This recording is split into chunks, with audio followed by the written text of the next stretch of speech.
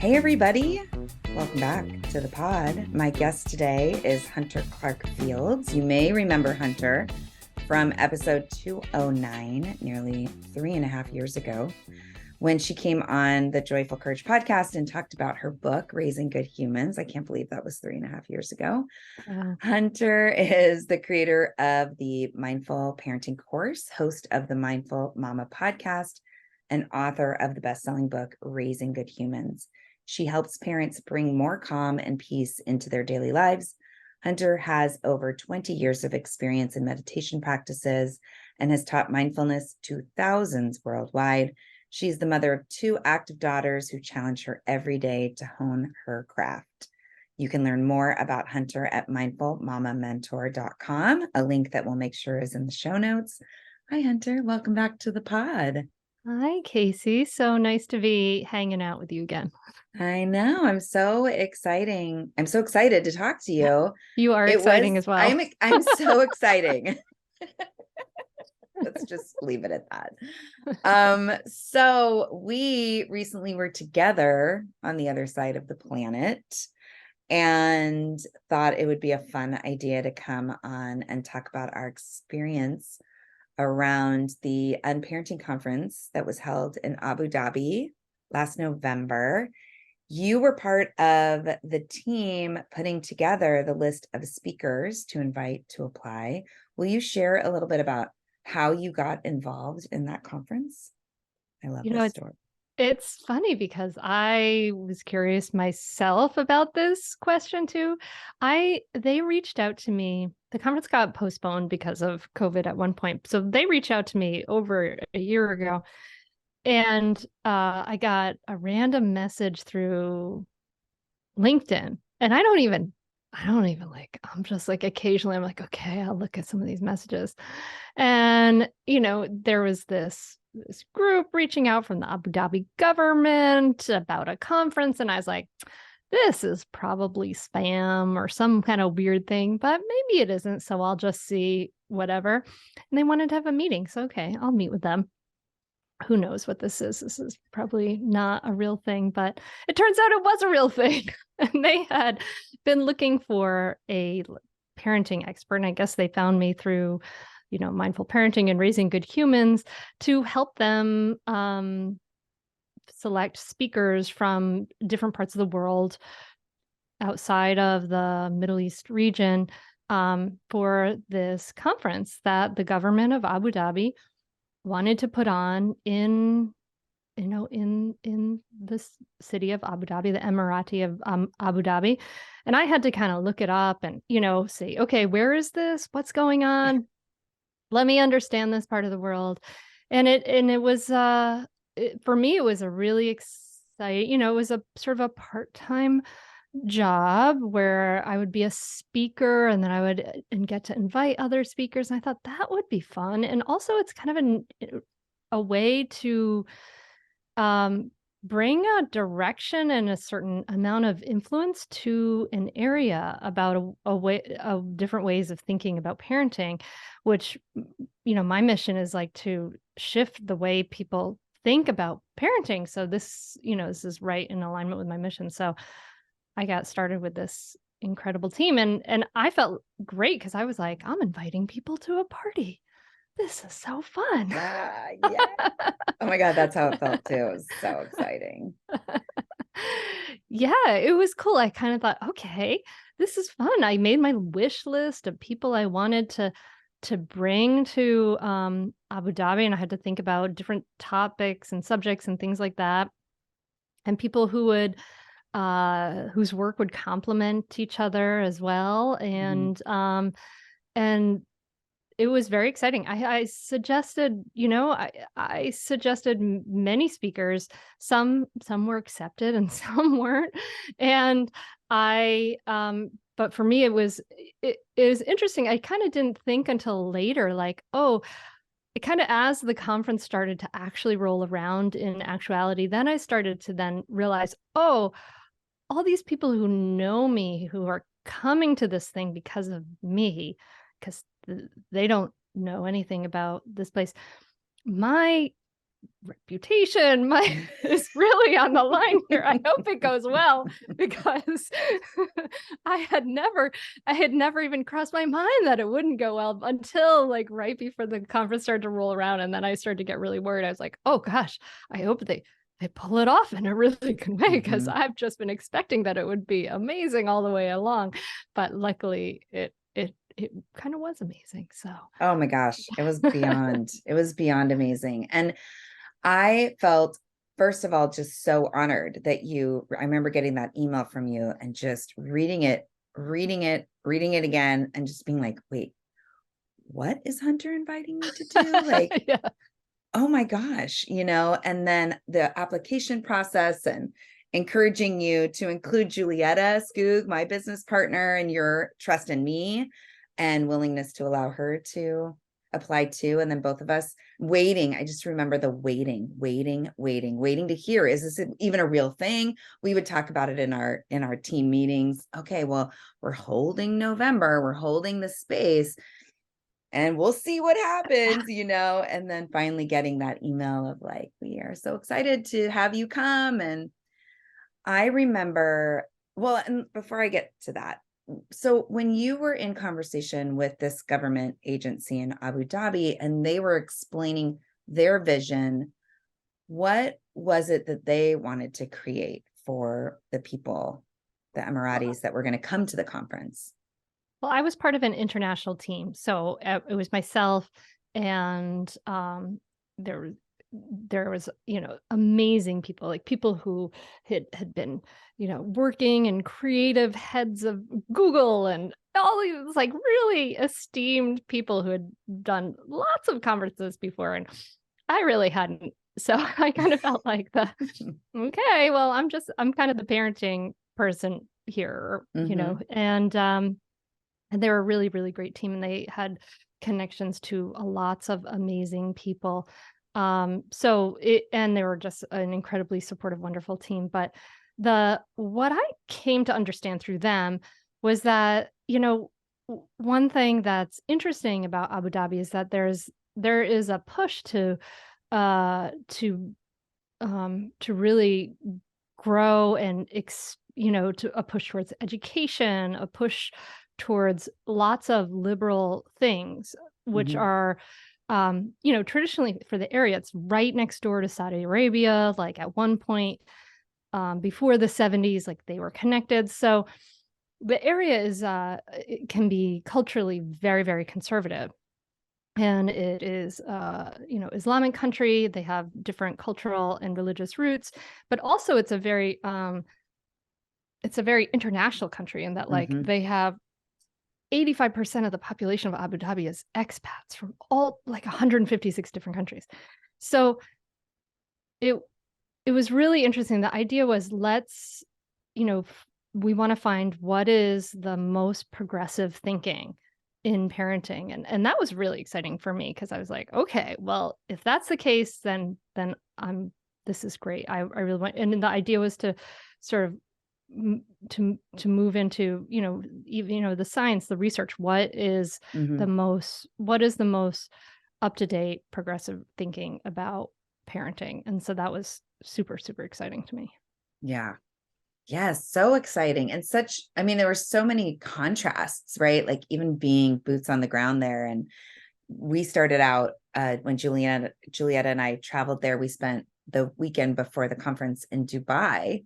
And it was very important to me. Like, I want to respect all of the rules, for women and how we need to dress. Is, just for the listener, Dubai is like New York City, and Abu Dhabi is like Washington, D.C. for the UAE. Like Dubai, has the tallest buildings and the crazy, ski slope inside and all that stuff. And then Abu Dhabi is like the DC, which is just like slightly more conservative.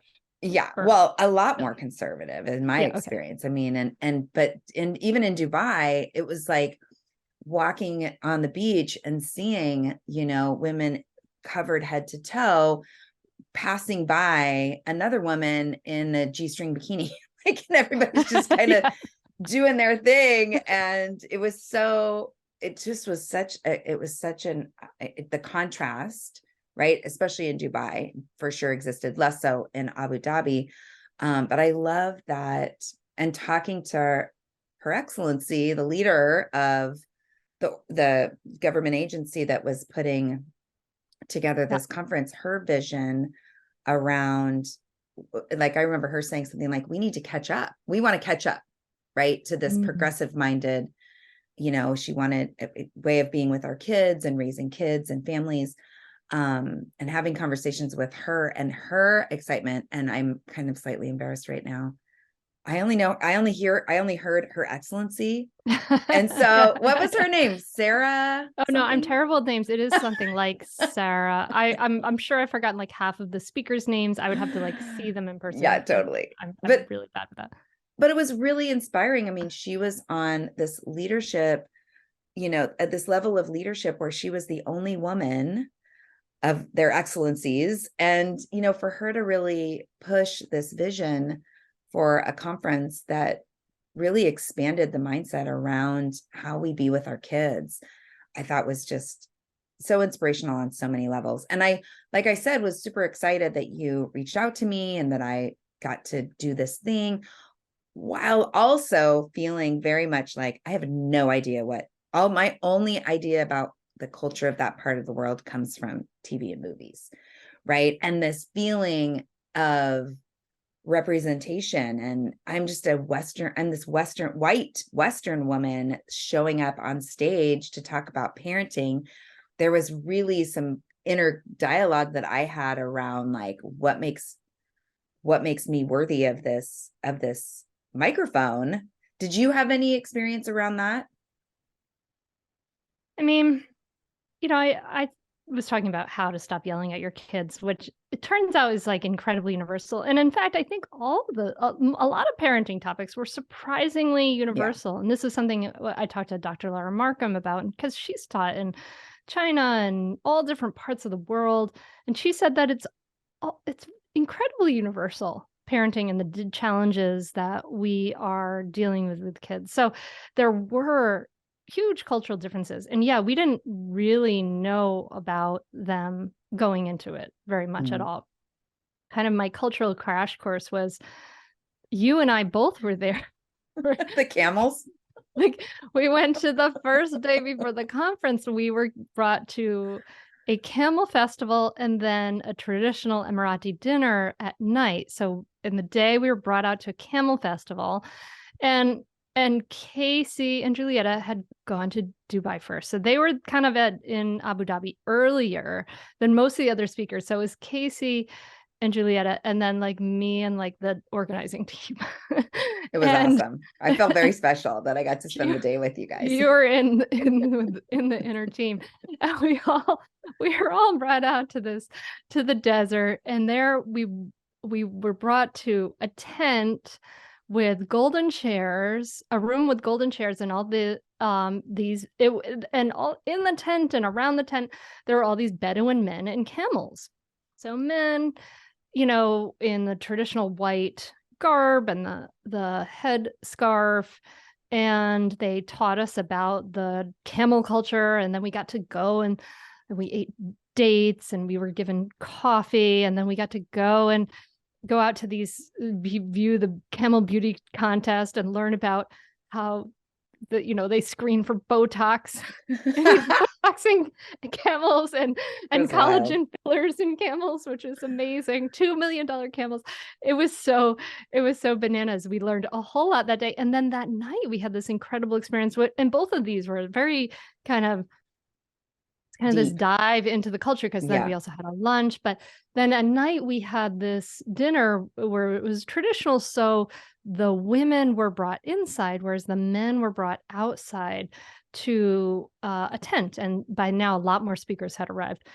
So a lot of people came to this dinner in a home, and it was somebody's magnificent home. And we were in this magnificent space. And the First Lady of Botswana was there, and there were many of us and people serving us beautiful drinks and chocolates, and we got to dance, and I got to talk to the 14-year-old daughters of the house who were dancing. We And talked about gorgeous. Halloween. Yes. I mean, and just gorgeous. Like I'm thinking back to the beautiful gowns they were wearing, and just the makeup and the scents. Remember they brought out all the different scents, like Yes, the smells perfumed and the oils. perfumes and oh Yes. my gosh, it was, We were anointed literally with oils, which was yeah, so interesting to experience yeah, for many of us. And we had to kind of like, there was some quick Googling in the bus ride home to kind of understand, well, what had happened with these oils? Why were we anointed with the oils? And and we found out it was a great honor. There was yeah, very expensive oils, and that were, it was this lovely honor. And yeah, it I think from what I understand or came to understand is that there's a big culture of privacy. There's in that culture, which may be why we weren't instructed on a hmm, lot of the cultural things ahead of time, because there is a big culture of the private home. And then parenting, the conference was so interesting because it really dives right into the heart of the relationships in the yeah, private home, right? The most private, intimate relationships. We even had a, a speaker, Avital Schreiber, talk about partner intimacy in Abu Dhabi. It was like, wow. And do it incredibly well and yeah, very sensitively. And so it was really interesting, that like it felt like we had this invitation in, hmm, this invitation we had in that dinner, we had this invitation into this private home. In the way, the whole conference was like this invitation into the family home. Did hmm. you kind of feel that way? Yeah, totally. And that I have to just go back to the camel day, because my biggest takeaway from that day is, oh shoot, I put my hands on people a lot.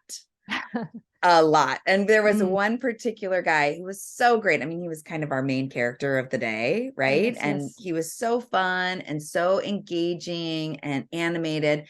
And I mean, I was standing next to him so much, put my hand on his shoulder, put his arm, and Julietta finally was like, Casey, you are not allowed to touch him. Quit touching him. And then once I knew that rule, I realized, oh my gosh, I do this all the time. It was so Mm. hard for me. But there's so many small little nuances to learn. And yeah, I loved that it was designed for us to deep dive prior to the conference. It was so nice to step on the stage when it was finally my turn. So the conference was a Wednesday, Thursday, Friday. I spoke at 5 p.m. on the Thursday. And to look out at the people, and I talked about teens, raising teens and creating agreements, and had this whole metaphor around, getting in the passenger seat and really allowing for our teens to move through their experiences without this overlying, idea of you can control it. Which And is a very challenging message for yes, that area. absolutely. Very Absolutely. challenging. And Mhm. I was so grateful to have had some experiences, some cultural experiences, and then to also be able to acknowledge, like, hey, I'm a Western woman from the United States, and I'm learning about your culture, and there is so much more for me to learn. And I just invite you to listen and take what lands for you, and I felt like a collective sigh from the group Mm. when I said that, because we did dig into some things, and I invited people up to the stage and did some experiential activities. The highlight was I did an activity around empowering versus discouraging our teens. And one of the volunteers who was volunteering as a parent burst into tears in her processing on stage. And I know Oh. so nobody can see this, but Hunter just made a sad face. In my heart, I'm like, oh yeah. Like when somebody is moved emotionally like that, when we're working together, it makes me Yeah. feel so good, because I know that what we're moving through Landing. is impactful. Yeah. Yeah. And so she that was such a highlight for me. And, and she's a traditional Emirati woman and, head to toe in black. Her face was revealed. She didn't have the full face covering, but there's a picture of me with my arm around her and her just kind of burrowing in. And it's such a special moment that was captured. Here I am on the other side of the world, offering an experience that is landing in the heart of this mother. I mean, I don't know how many times while we were in Abu Dhabi, I said to you, Hunter, thank you. Thank you for that initial email. Because it was so special on so many levels, so many levels. And you talked about like that private, those kind of universal topics, like we're all raising teenagers. We're all trying not to yell. We're all looking for more intimacy in our partnerships. There was a talk specifically calling in fathers that was very well attended. There was a lot of fathers at the conference, which I thought was really powerful as well. What were some other cultural through lines that you saw during the conference between just kind of what we were bringing and the people of Abu Dhabi and what they were craving?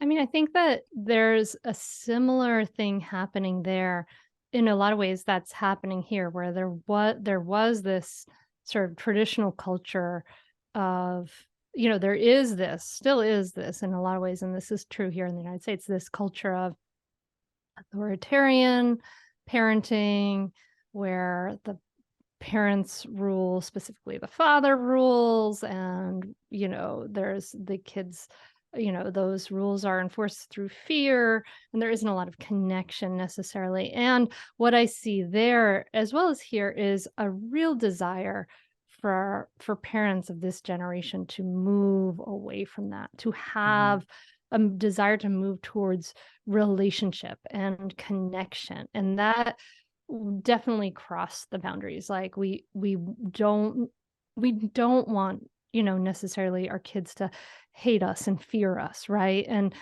we're starting to put together the pieces of what are the things that our parents did that created that, and how can we shift away from that? And we're starting that movement away from that.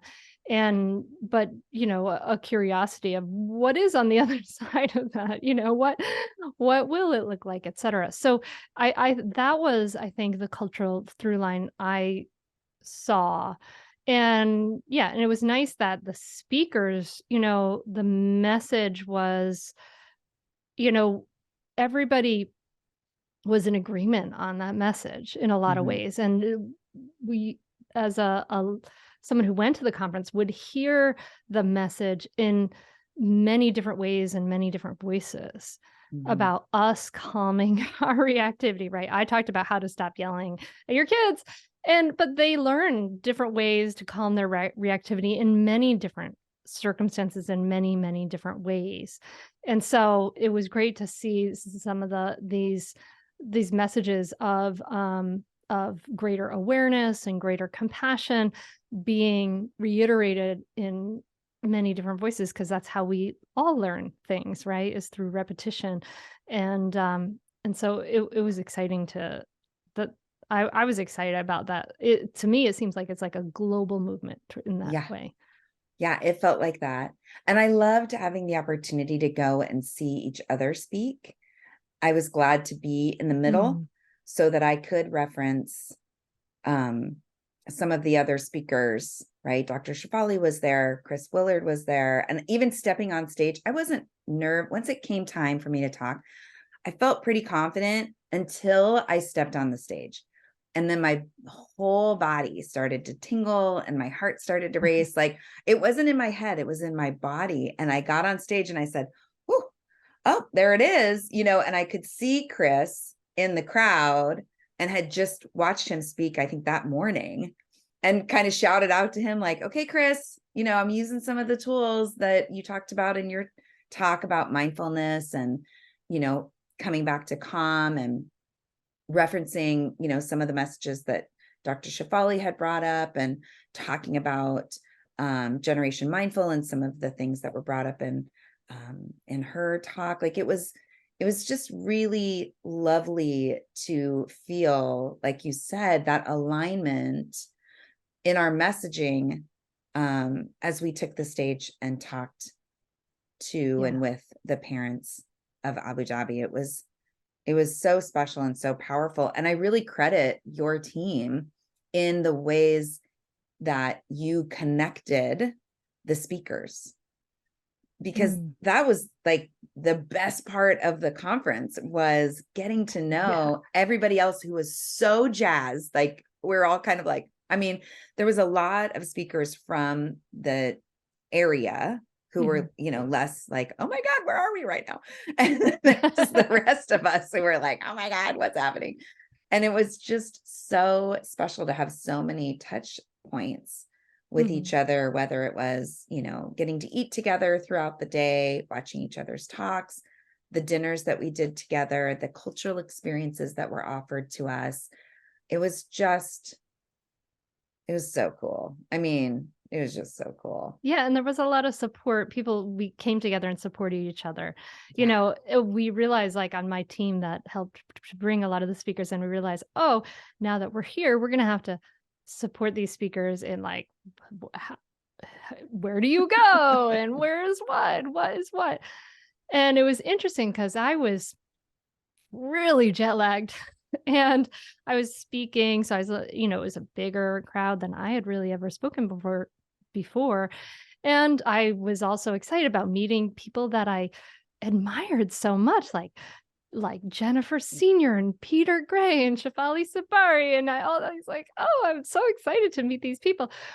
And then, you know, my job turned out to be on the ground, that it was kind of like, you know, afterwards people said, oh, you know, my team said to me, oh, Hunter, you know, it's amazing how you had so much energy, and I'd see you, you'd have a smile on your face and you'd be having a good time. And it turns out that this is great work for me, because I really felt like I was like the host of a party. And I was like, oh, wonderful. You know, Carrie Henry, you know, a Harvard researcher, meet Victoria Dunkley. You have so much to talk about. Like, I felt like I was the host of this great party and all these great people that I got to invite. And so I was having a really good time. And all you, as a representative, all the speakers some of the speakers that were kind of in my little cohort, you all gave me so much energy to then be like, okay, come on, let's go to the next thing. And this is where you do this. And this is when this is. It was fun. I really enjoyed it. It was super fun. And I was so exhausted by Saturday. Oh my gosh. I can only imagine how your team felt, because you must have been on WhatsApp like 24/7, because the WhatsApp, I mean, there was like our group WhatsApp, and then I'm sure plenty of side WhatsApping happening, but I bet you were exhausted. It was incredible. And so I'm curious too, because I know for me, you know, my message is this, you know, stepping into our joyful courage and being brave and leaning in and being uncomfortable and all of those things. And I know for me, my experience, I definitely had to practice tools. I definitely had moments on this, you know, in this global opportunity, right, alongside all of these amazing people that I looked up to, that were, in my mind, much bigger deal than I am, right? There definitely was some navigating of imposter syndrome and worthiness and comparing myself. Like, it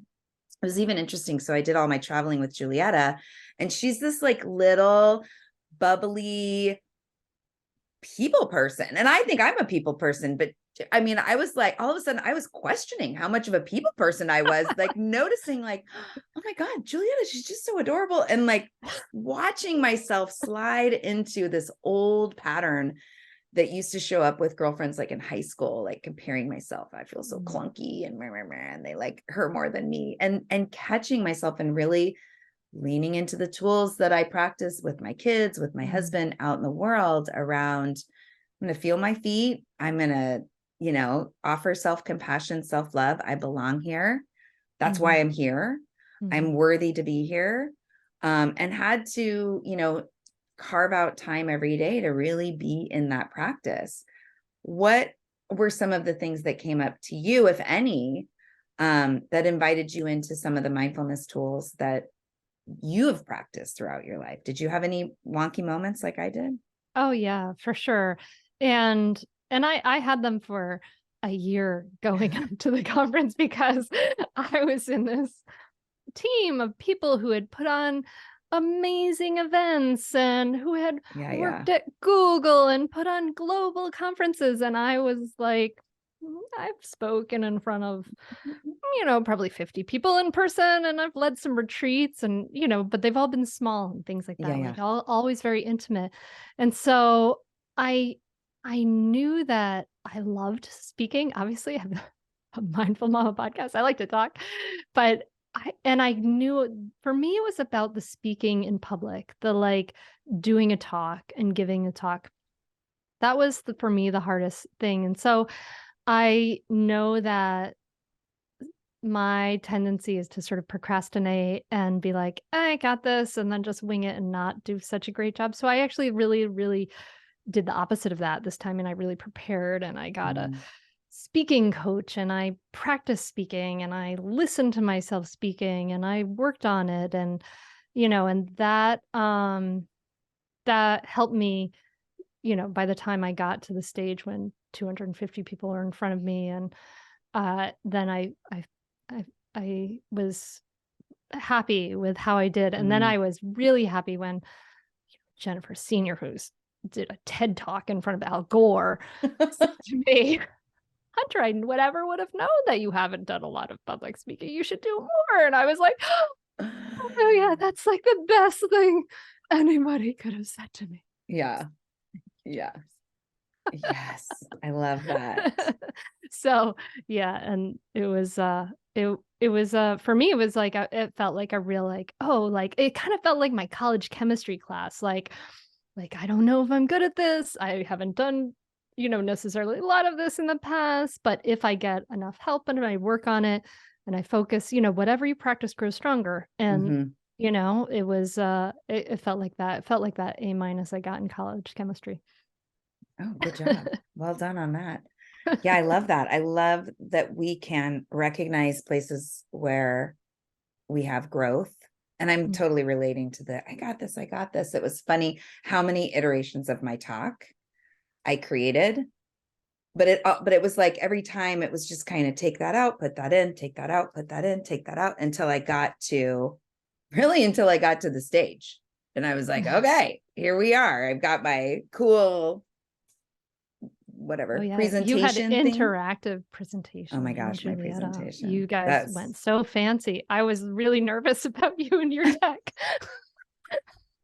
So were we. I have a great picture of Julietta in the middle of all the tech guys pointing at the laptop and making sure, like, we had a variety of like, how are we going to make this happen if that doesn't work, and if that doesn't work, and if that doesn't work. So once we settled into, okay, it works, and we became intimately involved with the tech team, then I think we both sighed, had a sigh of relief for sure. Hey, I just want to give a shout out here to the team on the ground there at this conference. Like, so we had not that much contact. I had zero contact with them really at all, beforehand, and we didn't know what to expect. And when we got there, they were so, on it. They had there was such a high level of production. There were dancers, there were musicians, there was hair and makeup, there was an incredible, photography team. The tech team was just great, and so I just want to give a shout out to this team on the ground that threw together this incredible experience in an incredibly short amount of time. Yeah, for sure. That it was amazing. They really pulled it off, and it felt very professional and very polished, and just, again, such an honor to be there. Anything else that you want to make sure to share about the shared experience that we had? Any favorite moments? I mean, I think for me, the thing that really it pulls out for me is just, it was like the power of community, the power of coming together in person. It would have not have been the same if it, they were always very insistent, and it was during all these COVID spikes and things that had to be in person. And that's hard when you have to have people fly for 14 hours. But I'm so glad it was, because the personal, in an age where we're becoming so independent of one another, but those points, like, where, we need each other, right? And we need to connect, and there's such a power in that community. I'm just so grateful that somebody wanted to put those kind of resources into something like parenting, which is traditionally not funded and celebrated to that extent. And the power of coming together in a community and seeing, oh, like, here are all these, over points of overlap that we have and that we share, and to have these connections with the, especially I connected in a lot of ways with some of the moms on the ground in Abu Dhabi, and to talk to them and hear their stories and hear about their kids and their challenges. And it was just amazing to me how they all ask the same questions people ask here. It was so interesting, that universality of it. And to me, it was just like it was like a real, it was a huge touchstone in my life, I think. Yeah, definitely. Me too. Well, we're each going to share this conversation on our pod. So I'm just going to let your listeners know that I'm Casey O'Rourke. Oh, yeah. I'll introduce you beforehand. Okay, great. You can listen to my show, Joyful Courage Podcast, wherever you listen to Hunter's show, and find my work at besproutable.com/teens. And Hunter, where can my listeners find you? Well, you can listen to the Mindful Mama podcast anywhere you listen to podcasts. And you can grab Raising Good Humans anywhere you want to listen or read books. And you can find me at mindfulmamamentor.com. Yep. And we're both on Instagram. We're both on the socials. Maybe don't connect with us on LinkedIn because we rarely check in there. Unless you are some amazing human that wants to put together a global conference, then feel free to reach out wherever you want. Hunter, it's so good to see you. I can't wait till the next time we're in person together. Thanks for spending time with me today. Thank you, Casey. It's so nice to see you. And I love your energy and what you bring to the world, and inviting you and Juliet over was one of the best decisions I made in that conference. I'm so glad that we got to be there together. Thank you. Me too.